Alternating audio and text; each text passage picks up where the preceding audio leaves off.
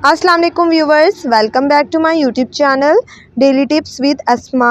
इस्माइल नाम का शुमार लड़कों के नामों में होता है। इस्माइल एक इस्लामी नाम है। इस्माइल नाम की इब्तदाई तारीख अरबी ज़बान से निकलती है। इस्माइल नाम के लड़कों के लिए खुशकिस्मत नंबर 5 माना जाता है।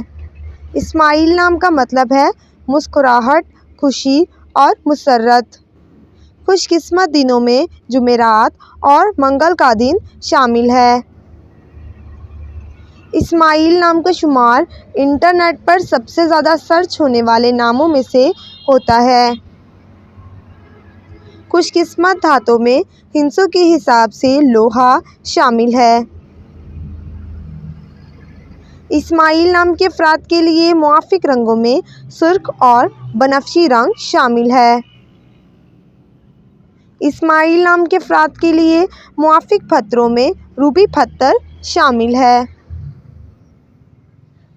फ्रेंड्स, अगर आप अपने नाम का मतलब जानना चाहते हैं तो कमेंट बॉक्स में अपना नाम लिखें। इंशाअल्लाह हम आपके नाम की वीडियो ज़रूर बनाएंगे। Thanks for watching. अल्लाह हाफिज़।